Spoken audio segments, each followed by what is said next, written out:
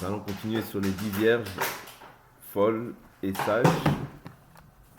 Matthieu chapitre 25, verset 1. Matthieu 25, verset 1.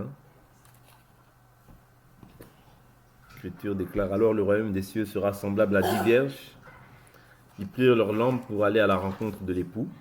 5 d'entre elles étaient folles et 5 sages. Les folles, en prenant leurs lampes, ne prirent pas d'huile avec elles, mais les sages prirent avec leurs lampes de l'huile dans des vases. Comme l'époux tardait, toutes s'assoupirent et s'endormirent. Au milieu de la nuit, il y eut un cri. Voici l'époux sortait à sa rencontre. Alors toutes ces vierges se levèrent et préparèrent leurs lampes. Les folles dirent aux sages: donnez-nous de votre huile, car nos lampes s'éteignent. Les sages répondirent: non, il n'y en aurait pas assez pour nous et pour vous. Allez plutôt chez ceux qui en vendent et achetez-en pour vous. Pendant qu'elles allaient en acheter, l'époux arriva. Celles qui étaient prêtes entrèrent avec lui au festin de noces, et la porte fut fermée. Plus tard, les autres vierges arrivèrent aussi et dirent: Seigneur, Seigneur, ouvre-nous.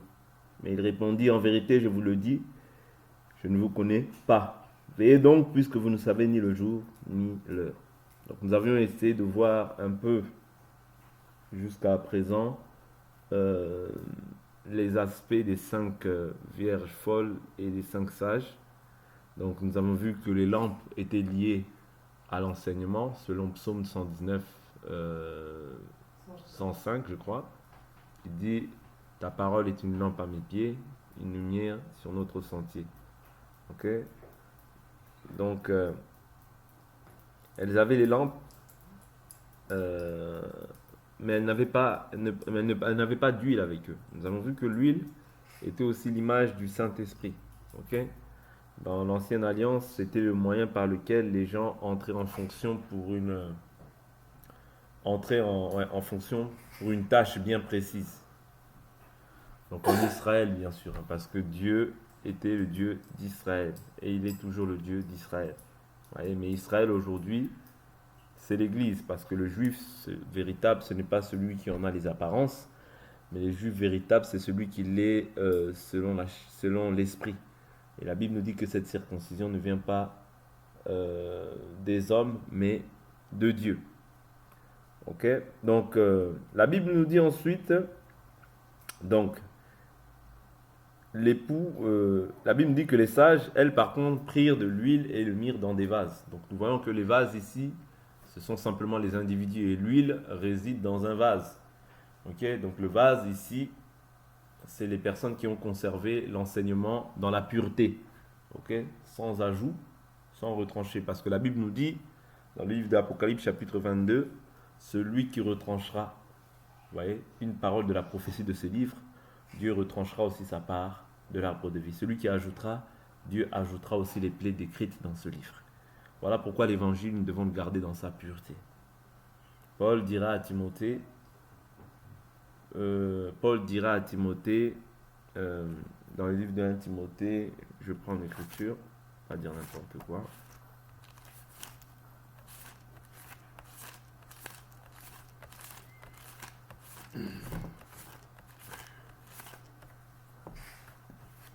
Timothée, prenons le verset 1 Timothée, je prends le chapitre 1 au verset 3. La Bible dit: comme je t'y ai exhorté à mon départ pour la Macédoine, demeure à Éphèse afin de recommander à certaines personnes de ne pas enseigner d'autres doctrines. Vous voyez? Parce qu'il n'y a qu'un seul salut, il n'y a qu'une seule doctrine par laquelle aujourd'hui nous pouvons prétendre obtenir le salut. En dehors de cette doctrine-là, c'est la doctrine des démons, c'est les fables judaïques, c'est les raisonnements humains qui ne peuvent pas apporter le salut dans la vie d'une personne. Vous comprenez? Donc voilà pourquoi ici nous comprenons que elle gardait l'huile dans un vase. L'huile peut être l'image du Saint-Esprit, l'huile peut être aussi l'image de la parole. Parce que le Saint-Esprit, c'est aussi la parole. Vous comprenez? C'est-à-dire qu'il y a des gens qui ont la parole, mais qui sont le Saint-Esprit. Il y a des gens qui ont la parole et l'Esprit. Vous voyez? Donc, pour être enlevé, il faut avoir la parole, mais aussi l'Esprit. Parce que quand elle s'assoupir et s'endormir, les 10 étaient endormis. Vous voyez? Mais lorsque l'époux est venu, il a pris les 5 qui étaient prêtes. Or, être prête, c'est quoi? C'est pas forcément être parfait. Non.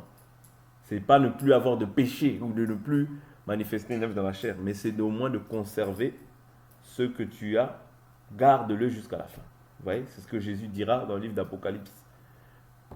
Puisque tu as persévéré dans l'enseignement, vous voyez, je te garderai aussi au jour de la tentation qui va survenir sur le monde. Vous voyez? C'est-à-dire que le fait que tu gardes l'évangile dans la pureté, Dieu aussi te fait la promesse qu'il te gardera au jour de la tentation. Vous voyez? Mais le fait que tu retranches, Dieu ne peut pas te garder. Et ici, ceux qui étaient prêtes, est-ce que ça veut dire qu'ils étaient parfaites sur tous les points? Non. Ça ne veut pas dire qu'elles étaient parfaites sur tous les points. Mais du moins, néanmoins, et conserver le fondement dans la pureté. Vous comprenez? Pourquoi je dis ça? Le Seigneur vient. Ici, je nous pose une question à tous. Le Seigneur vient. J'ai commis un mensonge. Le Seigneur vient. Je pars ou je pars pas? Pourquoi?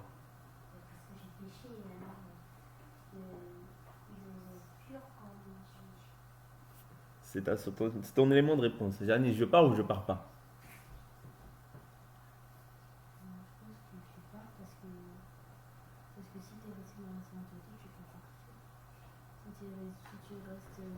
Le Seigneur vient. Là, j'ai commis un mensonge. J'ai commis un mensonge là. Et la seconde d'après, le Seigneur vient, je ne me suis pas encore repenti. Je pars ou je pars pas? Oui. Je ne pars pas parce que si on ne s'est pas repenti, le Seigneur ne s'est pas pardonné. Mais non, tu pars. Pourquoi tu pars? Tu pars. Pourquoi? Parce que ça, là, tu as manifesté une œuvre dans la chair. Ok? La Bible nous dit, si nous disons que nous demeurons en lui et que nous marchons, est-ce que vous comprenez? Il y a une différence entre marcher et manifester une œuvre. Je reprends. La Bible nous dit, si nous disons que nous sommes en lui et que nous marchons dans les ténèbres, nous mentons, la vérité n'est pas en nous. On est d'accord. Ça, c'est dans le cas où je marche dans les ténèbres. C'est-à-dire, je demeure, je fais de ma vie une vie de péché. Est-ce que vous comprenez? Je dis à Janice, par exemple, ah Janice, j'ai fini à 18h. Or, j'avais fini à 17h58. C'est une vérité ou c'est un mensonge? C'est un mensonge. C'est-à-dire, je n'ai pas dit la vérité dans l'exactitude. Moi, je dis à 18h. Maintenant, quand je dis ça, la seconde d'après, Jésus vient. Je pars ou je pars pas? Je pars. Pourquoi? Parce que cette chose-là, certes, ce n'est pas une vérité dans la totalité, mais ça ne piétine pas la doctrine. C'est-à-dire, j'ai gardé le fondement, tu vois, j'ai gardé la doctrine dans la pureté. Est-ce que vous comprenez? Je n'ai pas commencé à apporter des enseignements, comme on dit, pernicieux, à renverser les grandes lignes, vous voyez, de la doctrine. Je n'ai pas renversé cela. Vous comprenez? Là, j'ai manifesté peut-être une œuvre dans la chair, mais qui n'est pas en fait un élément qui me disqualifie pour le salut. Mais néanmoins, si j'ai la possibilité de me repentir, je me repens. Vous comprenez? On va pas, c'est-à-dire je ne veux pas faire c'est-à-dire je n'encourage pas par ce moyen-là aux gens de pécher. Non, ce n'est pas ce que je dis. Ce que je suis en train de dire, c'est que le Seigneur vient. J'ai manifesté peut-être une œuvre comme ça dans la chair. Vous voyez? Non pas que voilà, j'ai fait allégeance à Satan ou bien. Non, là, tu ne partiras pas. Vous comprenez? Je commence à aller adorer des dieux étrangers. Là, tu ne partiras pas. Ne te trompe pas. Vous comprenez? Voilà pourquoi même Moïse, lorsqu'il parle aux Israélites, il dit quoi? Quand ils ont fait le veau d'or, il dit quoi? Il a dit, vous avez commis un grand péché. C'est-à-dire, il y a des péchés, il y a péché et péché. Même si on dit que tout péché est un péché, mais il y a péché et péché. Parce que Moïse, quand il parle aux Israélites parce qu'ils ont fait le veau d'or, il dit, vous avez commis un grand péché. Et il ne dit pas qu'une fois, il le dit à 2 reprises, voire 3 même. Il dit, vous avez commis un grand péché, je vais aller auprès de Dieu pour voir si je peux faire l'expiation. Est-ce que vous comprenez? Pourquoi? Parce que là, ils s'étaient prosternés vers un Dieu étranger. C'est pourquoi je vous dis que, malgré tout, même si on dit que tout péché est un péché, non. Il y a péché et péché. Quand toi, tu vas te prosterner devant un autre Dieu, tu fais allégeance à un autre Dieu. C'est-à-dire, tu commences à adorer un autre Dieu. Si le Seigneur vient, ça, sois sûr à 100% que tu ne partiras pas. Et je vous ai dit qu'un autre Dieu, je vous ai toujours dit qu'un autre Dieu, c'est aussi un autre enseignement. Un autre Dieu, ne voyez pas seulement ça comme le fait de se dire que bon, c'est un Dieu, je me suis prosterné vers Allah ou vers Krishna ou vers Bouddha. Ça aussi, ce sont des dieux. Ok? Mais le fait de mettre foi à une autre parole que ce qui est écrit, c'est aussi un autre Dieu. Nous avions vu cela par rapport à Juge, au livre de Juge. Vous voyez? Au livre de Juge, donc un autre enseignement. C'est même au livre de 2 Corinthiens 11. Paul dit quoi? Paul dit quoi? On peut prendre cette écriture rapidement, on n'est pas pressé. 2 Corinthiens.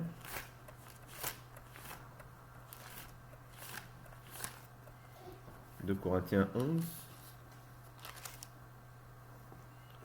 Je prends le verset 4. La Bible nous dit, car si le premier venu vous prêche un autre Jésus, vous voyez, que celui que nous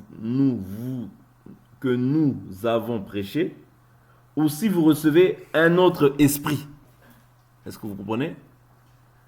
Que celui que vous avez reçu, ou un autre évangile. Vous voyez, toutes ces choses-là, en fait, s'accordent. Il parle de quoi? Il parle, vous prêchez un autre Jésus. Vous voyez, un autre Jésus. Donc c'est une autre parole. Vous êtes d'accord avec moi? Parce que Jésus est Dieu. Or, si on prêche un autre Jésus, ça veut dire qu'on prêche quoi? Un autre Dieu. Ou autrement dit, on peut dire aussi un faux Dieu. Est-ce que vous comprenez? Un autre Jésus, c'est quoi? C'est un vrai Dieu ou c'est un faux Dieu? C'est un faux Dieu. Vous voyez, parce que Jésus, nous croyons qu'il est Dieu. Vous voyez? Donc, quand on te prêche un autre Jésus, on te prête un autre Dieu. Jésus, c'est tout un enseignement. Il est la parole.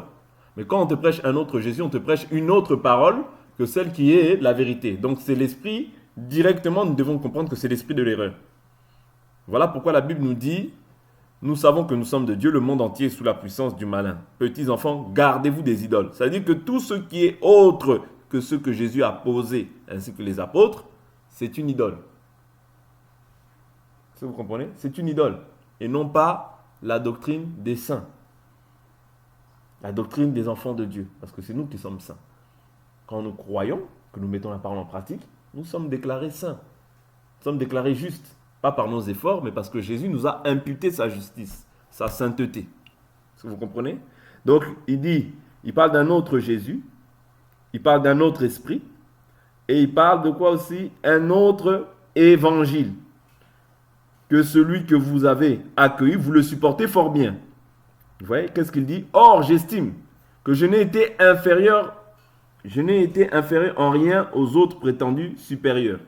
Ouais. C'est-à-dire ici, il est en train de nous faire comprendre qu'il y a aussi un autre évangile, il y a aussi un autre esprit, et il y a aussi un autre, un autre évangile, un autre esprit et un autre Jésus.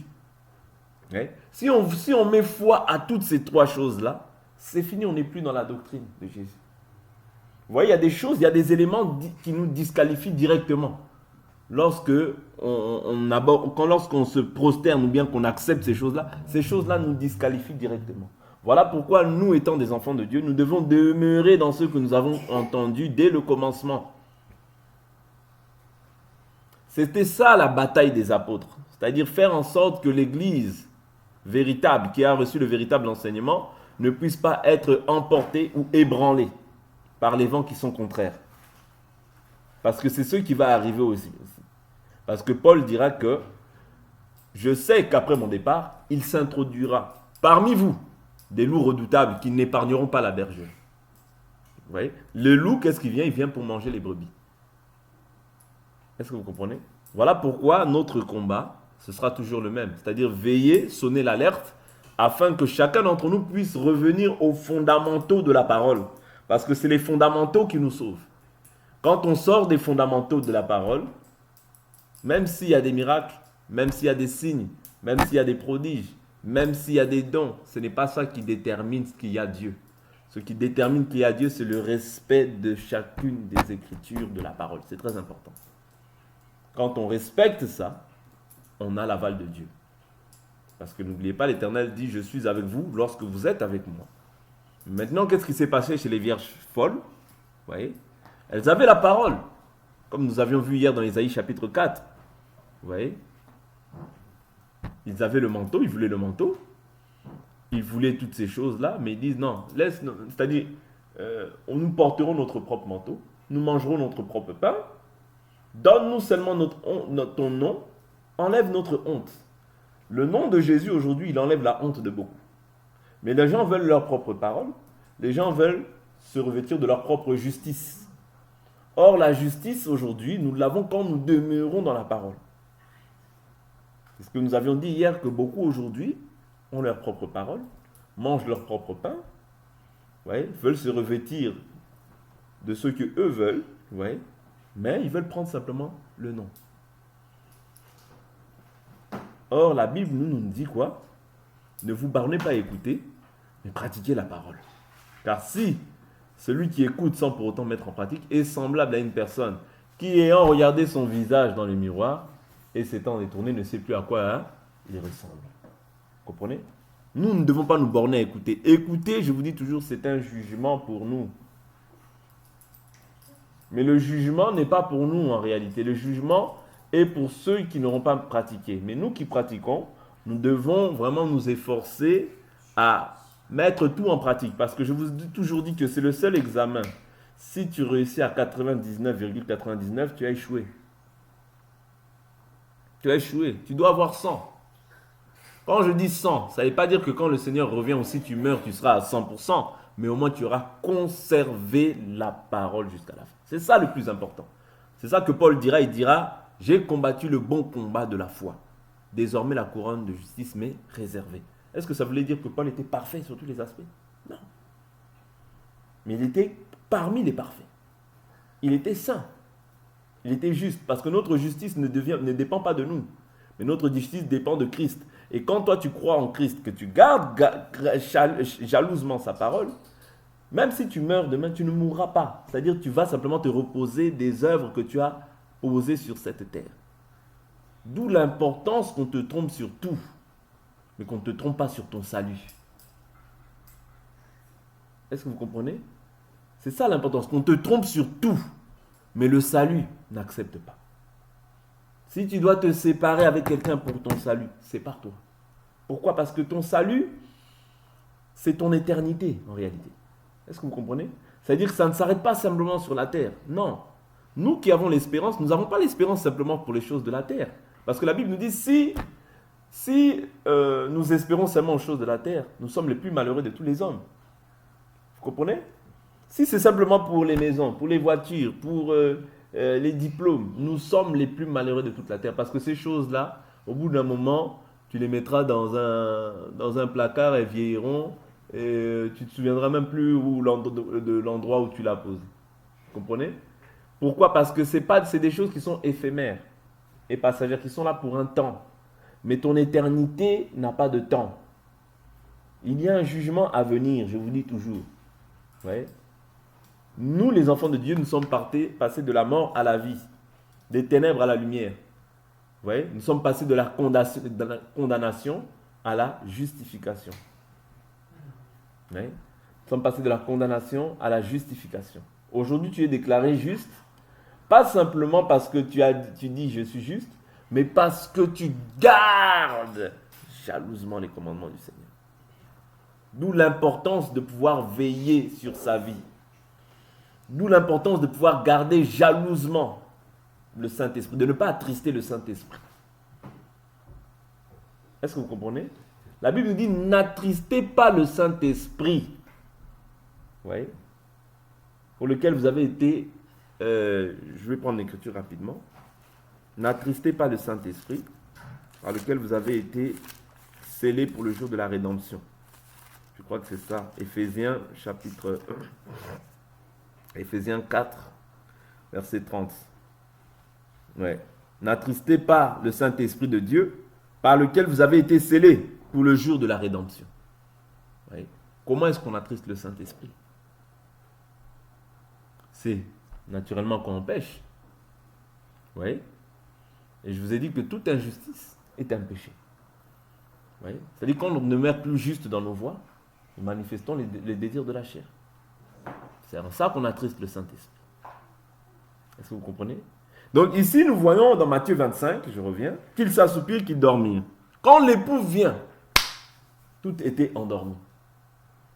Mais Dieu, comme il est juste, Dieu en tout temps, en toute génération, il garde ça. C'est-à-dire Dieu est derrière sa parole pour l'accomplir. C'est-à-dire que quand tu souffres justement avec Dieu, j'ai bien dit justement, parce que tu peux souffrir injustement. Quand tu souffres pour la parole, crois-moi, cette parole aussi te justifiera. Voilà pourquoi le Seigneur même dit, il essuiera toute larme. Mais quand Dieu essuiera les larmes, il n'essuiera pas les larmes de tout le monde. Ne nous trompons pas. C'est comme quand les gens disent que Dieu aime tout le monde. Non, Dieu n'aime pas tout le monde. Oh, est-ce que Dieu est dans toutes les églises? Non, Dieu n'est pas dans toutes les églises. Dieu est dans l'église véritable où il y a la parole qui est respectée. Je vous rappelle toujours 1 Corinthiens 3, je vous rappelle toujours Exode 25, 40. Dieu dit, fais selon le modèle que tu as vu sur la montagne. N'ajoute pas, ne retranche pas. C'est ça Dieu, notre Dieu. Ouais. Dieu, c'est la virgule, c'est le point. Toutes ces choses-là, Dieu observe. Ouais. Toutes ces choses-là, Dieu observe. Voilà pourquoi quand tu souffres avec Dieu, je prends l'écriture dit ça.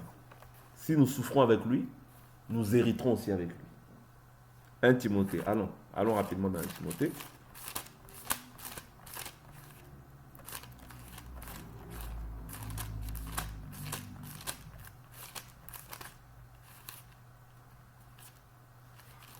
Un Timothée, 2 Timothée chapitre 2, veuillez m'excuser, 2 Timothée 2, verset 11.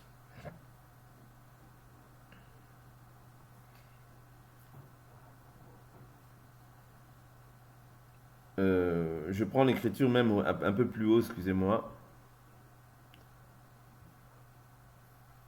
Je prends à partir du verset 7. Comprends ce que je dis, car le Seigneur te donnera l'intelligence en tout. Souviens-toi de Jésus-Christ ressuscité d'entre les morts, ici de la descendance de David, selon mon évangile, pour lequel je souffre, jusqu'à être lié comme un malfaiteur. Pourquoi Paul souffrait?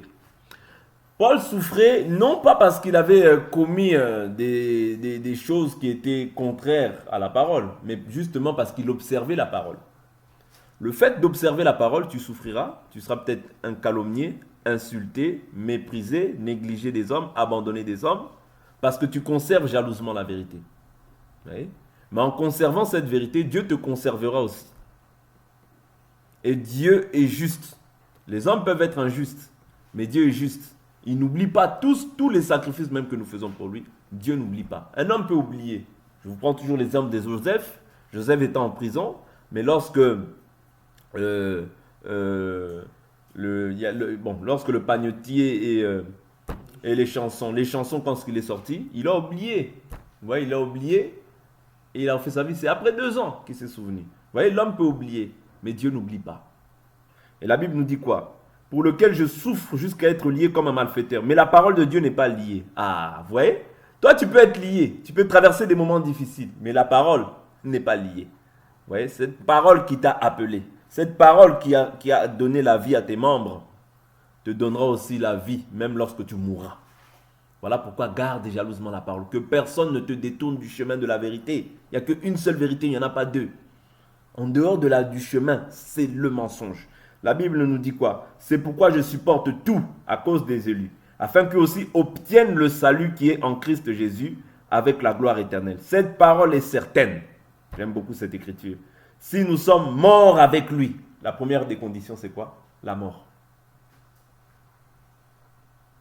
Jésus est mort. Ouais. Sa mort symbolise pour nous aussi un baptême. Mort à tout. Ouais. Tu ne peux pas mourir et vivre. Si nous sommes d'abord morts avec lui, qu'est-ce qu'il est écrit?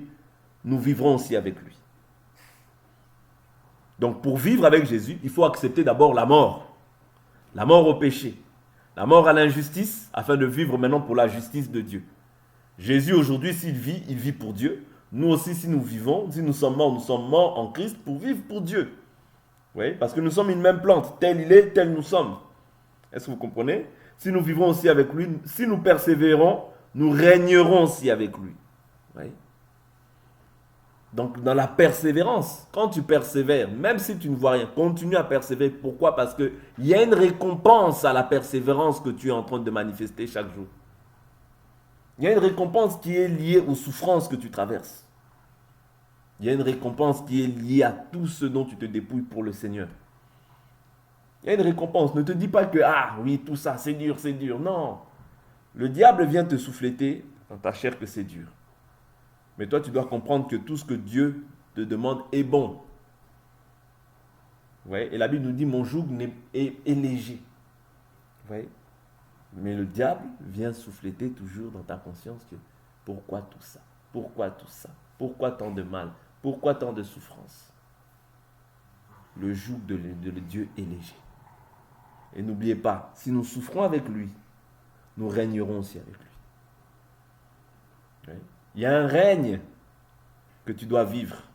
Pas simplement le règne sur la terre. Ne t'arrête pas à ce qui est sur la terre. La terre, là, tout ça, ça sera détruit. Vois plus loin, comme Moïse. Moïse, la Bible nous dit qu'il voyait plus loin à l'espérance. Il refusa d'être appelé fils de la fille de Pharaon, préférant l'opprobre du Christ. Ouais, la honte, la souffrance de Jésus, plutôt que la richesse éphémère de l'Égypte. Ouais. L'Égypte a une richesse, l'Égypte a une gloire, mais a une gloire qui est comment? Éphémère et passagère. Mais la gloire que Dieu t'accordera, c'est une gloire éternelle. Est-ce que vous comprenez? Mais ce que Dieu te demande, c'est de garder ses commandements, de persévérer dans la vraie parole. C'est ça que Dieu te demande. Oui? Parce qu'en contrepartie, c'est ça qui va déterminer ton amour pour Dieu.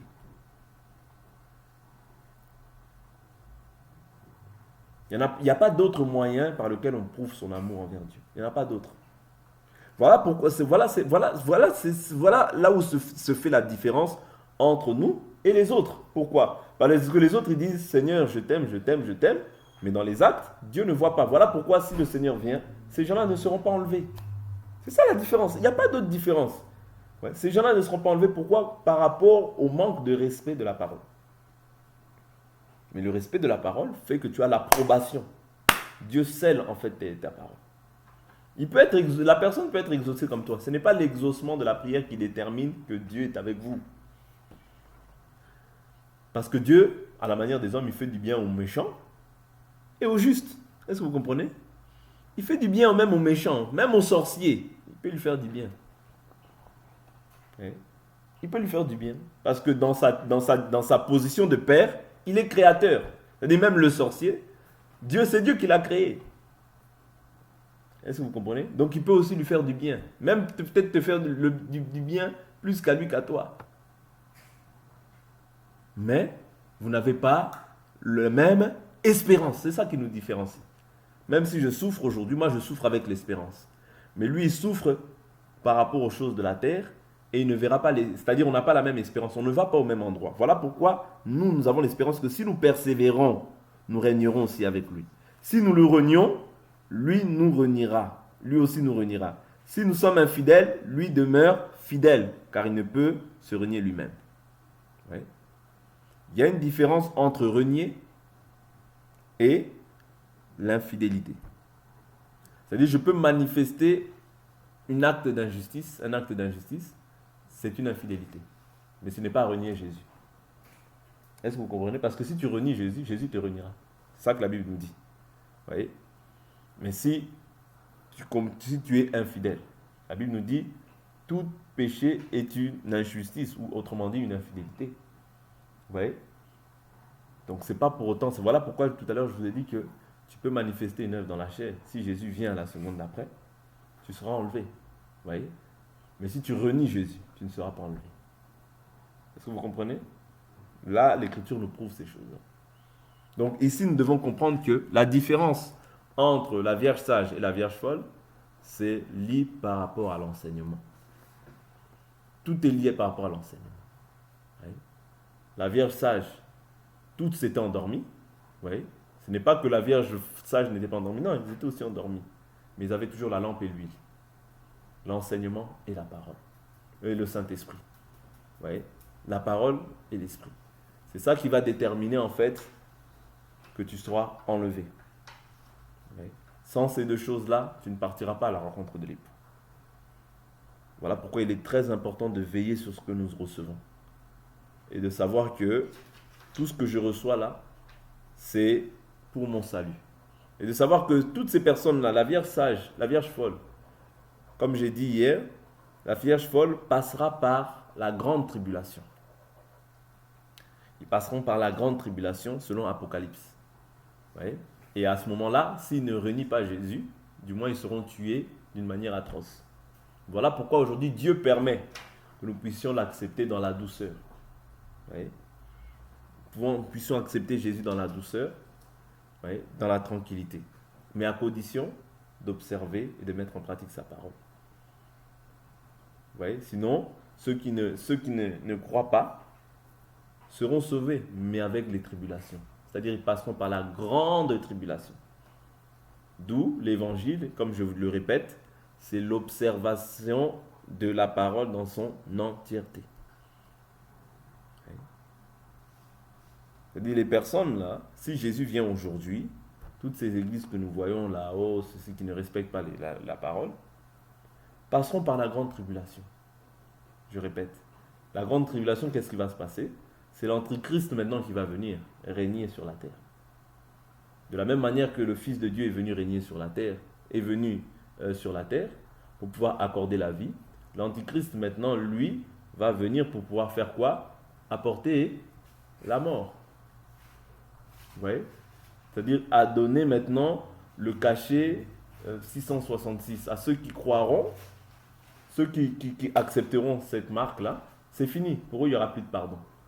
Mais ceux qui n'accepteront pas devront être tués d'une manière atroce. Ce n'est pas moi qui le dis, hein. Je ne dis pas ça pour vous faire peur, mais je vous dis simplement les événements qui sont à venir. Vous voyez? C'est-à-dire l'Antichrist va réunir tout autour de lui, vous voyez, un système qu'on appelle bon, attendez, je vais prendre l'écriture, je ne vais pas commencer à ramener des raisonnements. Je prends ça et on va s'arrêter là. Et je prends ta question après Kenny. Hein. Tu peux poser ta question Kenny. Si tu veux. Je prends rapidement Apocalypse, chapitre...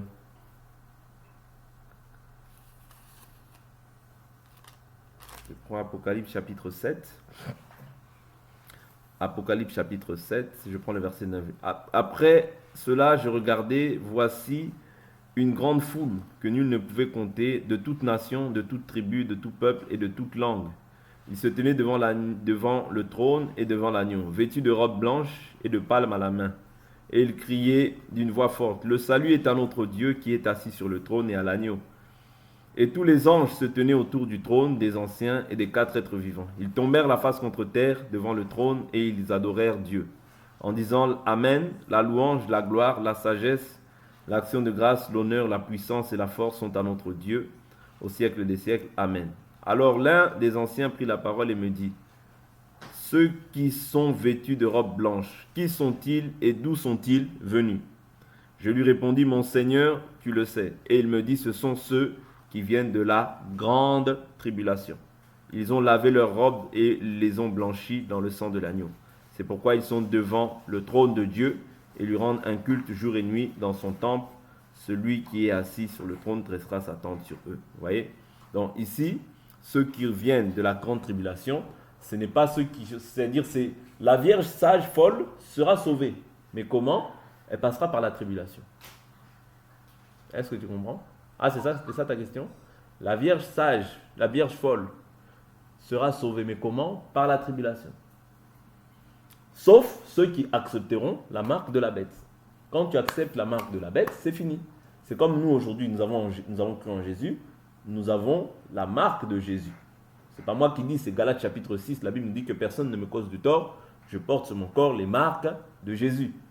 Est-ce que vous comprenez? La marque de Jésus, c'est quoi? C'est le Saint-Esprit. Vous comprenez? C'est le Saint-Esprit en toi. Que personne ne me cause du tort, je porte sur mon corps les marques de Jésus. Après avoir cru, vous avez été comment? Scellés du Saint-Esprit qui est le gage de notre héritage. C'est ça la marque de Jésus. C'est le Saint-Esprit en toi. Maintenant, ceux qui porteront la marque de la bête, ce sera la marque de Satan.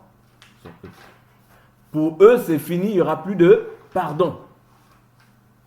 Est-ce que vous comprenez? Voilà pourquoi Dieu permet aujourd'hui qu'on puisse accepter l'évangile dans la tranquillité, malgré les tribulations. Les petites tribulations que nous avons, parce que Jésus a dit, vous aurez des tribulations sur la terre, mais prenez courage, moi j'ai vaincu le monde. Aujourd'hui, il y a des tribulations. Jésus a dit, vous aurez des persécutions sur la terre. Donc c'est aussi des tribulations. Mais là, ce sera la grande tribulation. Il y a une différence. Est-ce que vous comprenez? C'est-à-dire là, ce sera la grande tribulation. Voilà pourquoi, tant que nous avons la possibilité d'accepter cette parole dans la douceur, acceptons-la pour notre paix avec Dieu, en réalité. Pour être en paix avec Dieu et pour hériter de toutes les promesses que Dieu nous a promises. Amen.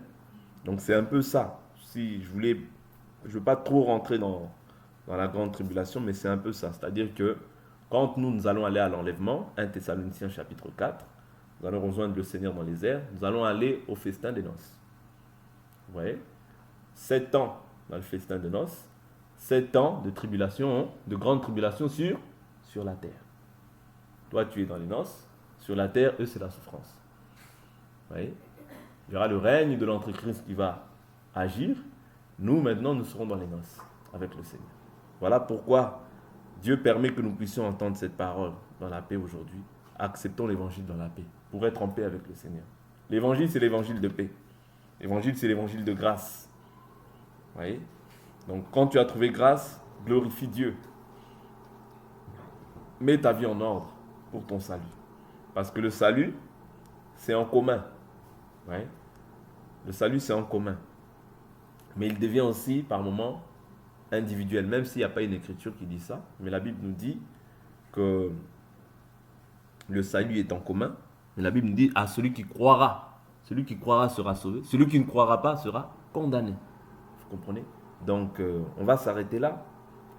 Voilà un peu ce que je voulais partager quant à la grande tribulation. Savoir que la Vierge folle, du moins pour ceux qui ne réuniront pas le nom de Jésus, seront sauvés. Retenez ça. Ouais. Mais ceux qui réuniront le nom de Jésus et qui accepteront la marque de la bête, se prosterneront, seront condamnés. Il n'y aura plus de pardon pour eux. Est-ce que vous comprenez? Donc c'est un peu ça ce que je voulais partager avec vous. Mais néanmoins, les vierges sages, bien qu'ils n'avaient pas la lampe, toutes ces choses-là, leur lampe s'éteignait, qui sont revenus, les vierges étaient enlevées. Oui, ça c'est ceux qui ont gardé l'enseignement dans la pureté, dans la sainteté. Mais néanmoins, ils passeront par la grande tribulation. Mais ceux qui accepteront la mort, qui ne se prosterneront pas devant la bête et devant l'image, devant le chiffre de son nom, okay, ceux-là ne mourront pas. Mais, qu'est-ce qu'il faudra accepter? La mort. Là, ce sera la mort physique, vraiment une mort atroce. On te coupe la tête, on te tue, on te fait des choses, voilà, atroces. Comme au temps des apôtres. Ouais. Donc, voilà un peu ce que je voulais partager quant aux 10 vierges. Donc, on va s'arrêter là pour cet enseignement.